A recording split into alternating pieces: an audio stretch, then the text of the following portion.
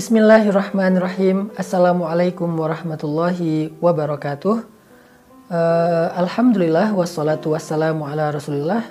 Rabbi syrah li sadri wa yassir li amri wa halul 'uqdatan min lisani yafqahu qauli. Selamat datang teman-teman di dalam Ramadan series dengan tema Beningkan dari Hati, khusus yang sesi YouTube-nya nih.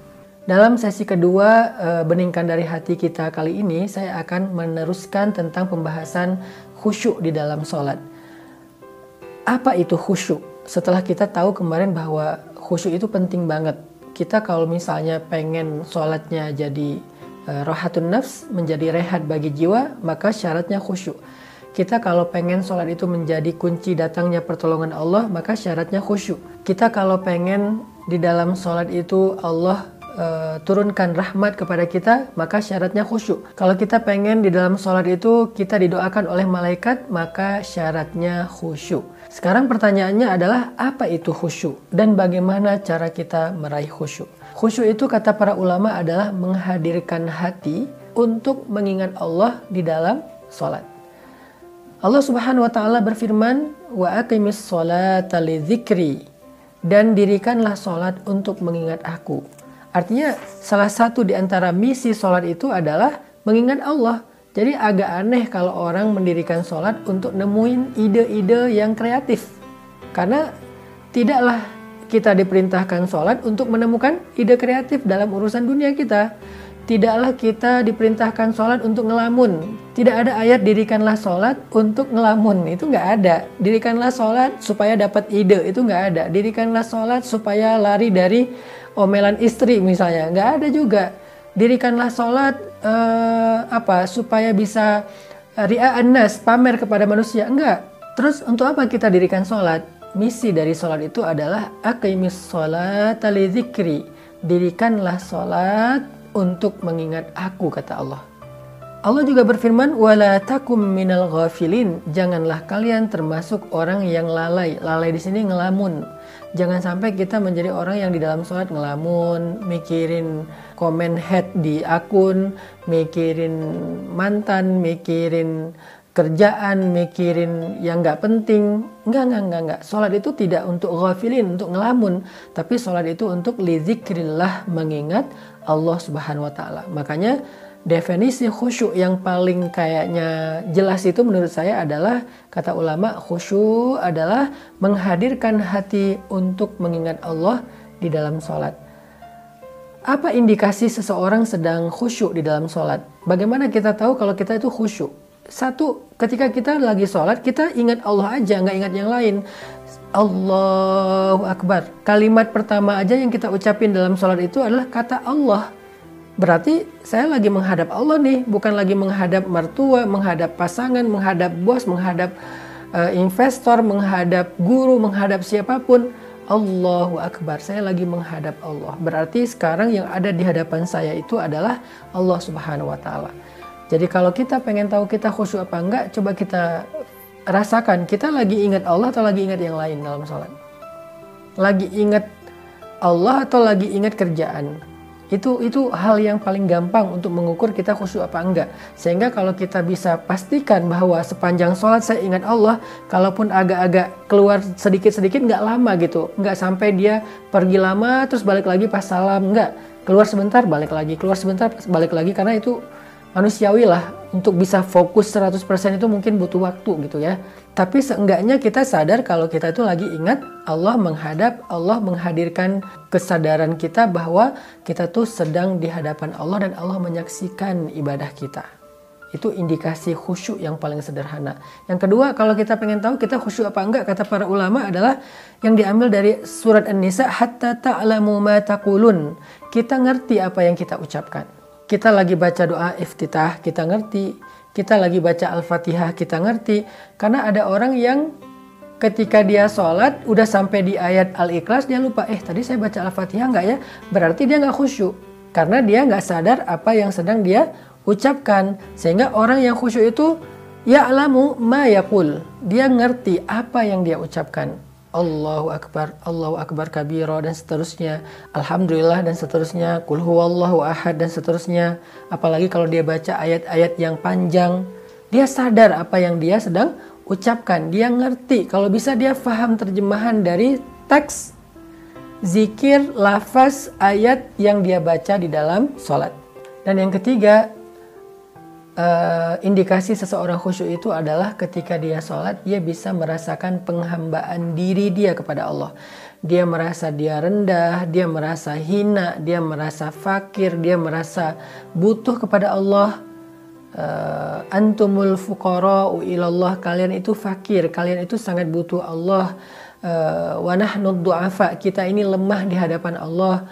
Apalagi kita ini hina di hadapan Allah, kita ini banyak aib di hadapan Allah. Saya lagi menghadap Allah, Tuhan saya, dan saya adalah hamba. Hamba itu tunduk merendahkan dirinya di hadapan Tuhannya, dan itulah ciri orang yang khusyuk.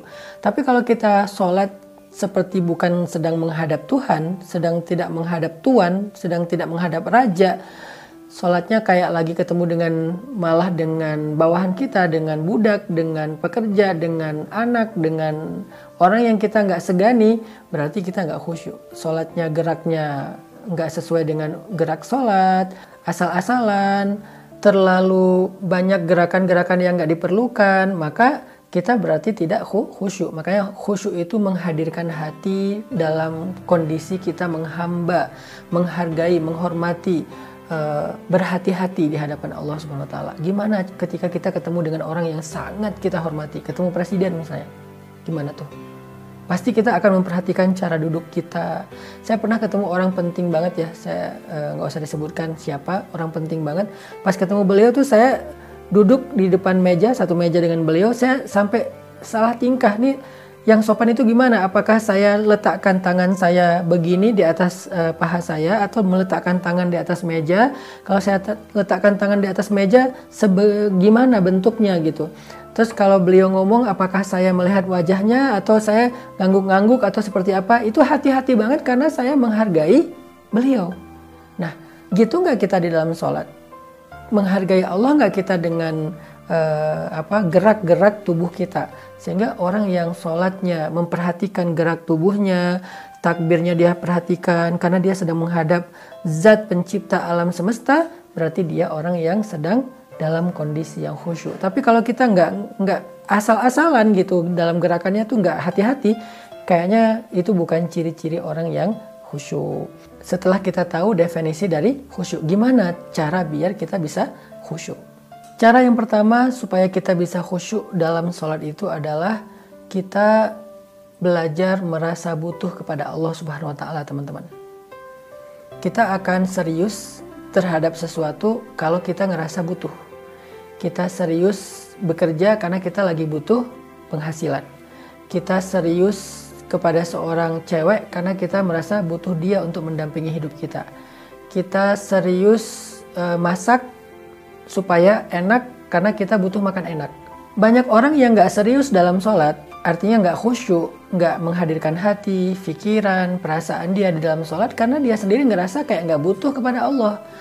Dia malah ngerasanya Allah yang butuh dia, Allah yang manggil dia, Allah yang begging supaya dia datang ke masjid, Allah yang menginginkan dia tidak menginginkan Allah. Itulah awal dari masalah kenapa kita susah untuk khusyuk. Jadi biar kita bisa khusyuk, kita tuh harus merasakan nahnu fuqara'u ilallah. Kita ini fakir, kita ini butuh Allah banget. Apalagi ketika kita banyak masalah. Coba teman-teman kalau lagi banyak masalah ngerasain kan gimana sholat kita khusyuk. Lagi banyak masalah banget nih, sampai kita kayak hampir putus asa, nggak bisa berharap ke siapa-siapa. Saat itu kita ngerasain kan betapa nikmatnya sholat kita. Bahkan sholat subuh pun terasa nikmat, biasanya ngantuk, bahkan mungkin gak bangun. Sholat tahajud pun terasa ringan, biasanya berat banget. Sholat sunnah itu jadi ketagihan, biasanya dihindari. Kenapa? Saat kita lagi ada masalah, sholat itu terasa rohah, rehat banget. Karena kita ketika lagi ada masalah tuh merasakan butuh kepada Allah. Tapi kalau misalnya nggak lagi ada masalah besar, kita kayak nggak ngerasa butuh sama Allah, makanya sholatnya susah khusyuk. Sekarang coba belajar merasa butuh pada Allah. Gimana cara belajar merasa butuh pada Allah? Ingat, hidup kita ini seutuhnya di tangan Allah. Allah bisa memberi kita kebaikan dalam hidup dengan mudah. Allah juga bisa mengambil kebaikan itu dari hidup kita dengan sangat mudah. Allah menghidupkan, mematikan. Allah yang memberikan kemuliaan dan menghinakan. Allah yang memberikan kekuasaan dan mencabut kekuasaan dari siapa yang Dia kehendaki. Seutuhnya hidup kita itu biyadihil mulk, di tangan Allah Subhanahu wa taala.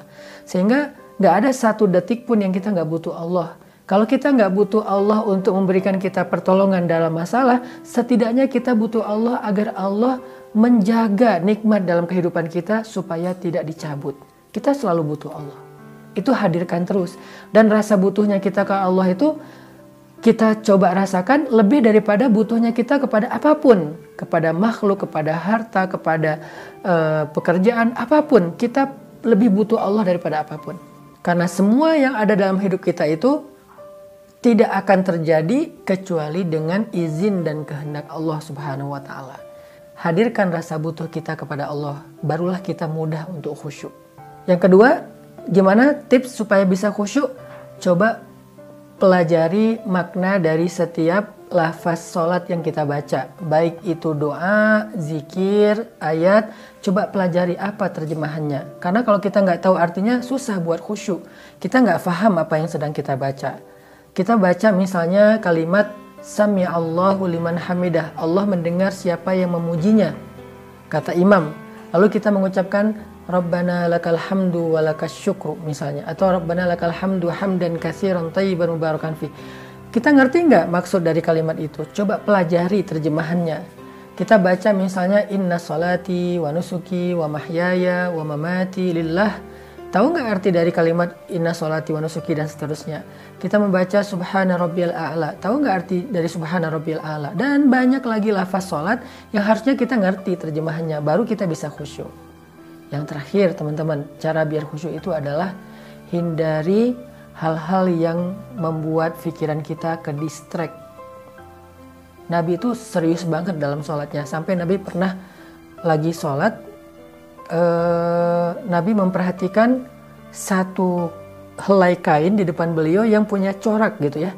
Sehingga setelah beliau sholat, kain itu ditutup sama Nabi karena mengganggu sholat Nabi. Bahkan Nabi pernah juga di atas mimbar lagi khutbah, tiba-tiba mencabut cincinnya dan meletakkannya.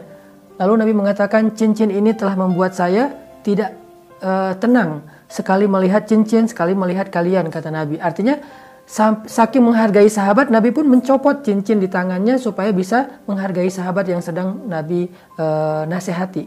Apalagi dalam sholat, Nabi itu nggak mau ke distract dengan apapun. Makanya sholat yang paling baik itu tengah malam, karena inna nasyi'atal lail hiya asyaddu wat'an wa aqwamu qila. Sholat di tengah malam itu lebih tenang, lebih bisa fokus, hindari hal-hal yang membuat ke distract pikiran dan perasaan kita.